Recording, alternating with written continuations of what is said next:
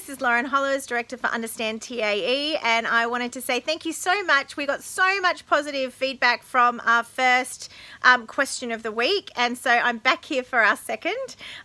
We had over 5,000 views and we had like 100 likes, and we had so many comments and emails and all sorts of stuff. So thank you so much, guys, for engaging with it. I hope you found it useful. I hope you got some good information out of your trainers.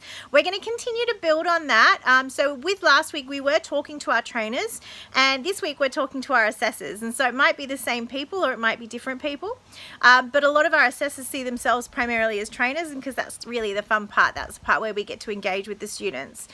The assessment part is often a little bit more complicated because that's where our trainers can get a little bit frustrated. And that's the part that's really changed in relation to regulator expectations over the years. So today we're going to be looking at validity and sufficiency. And so I've got a PDF which I'm going to be putting up along with this video, and you can find those links on our website and on our YouTube page.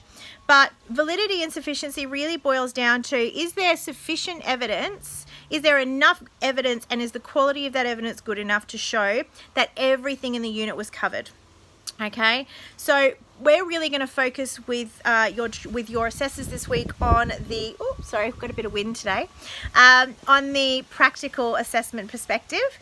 And so when we're looking at the practical assessment perspective, what we're looking for is to make sure that there's a difference between assessing somebody and just looking to get an understanding that they know the process and seeing them actually do it.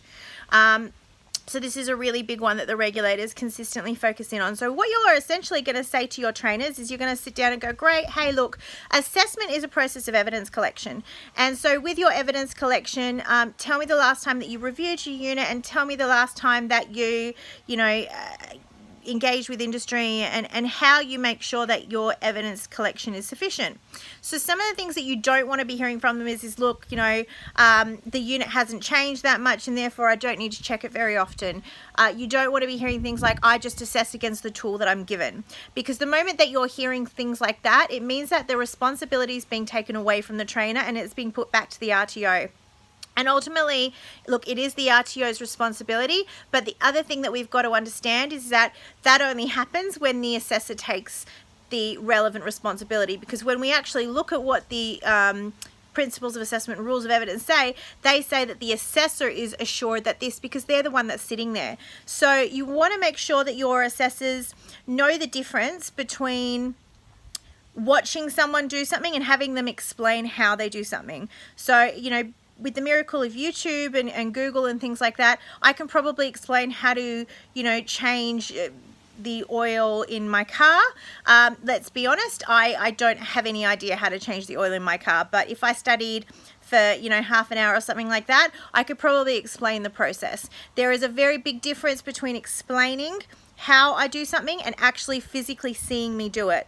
So when we're looking at how your assessors evidence things, what you want to be making sure is that they're actually seeing them do what they need to do so that they can make that really authentic, and that they're evidencing that by putting in lots of comments, explaining the context, things along those lines. So those are some of the things that you want to be seeing. Get them to, again, get out a tool, show it to you, sit down, show how they've put comments in there, and make a determination for yourself, because often it is actually quite easy to tell when you're not getting that level, when all you're seeing is ticks and great job down at the bottom and there's nothing else on there. That's a bit of a warning bell that you need to be looking at.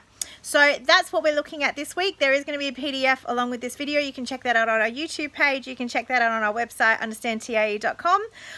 Hopefully you guys have found this one as useful, and I will see you next Sunday. Thanks, guys. Bye.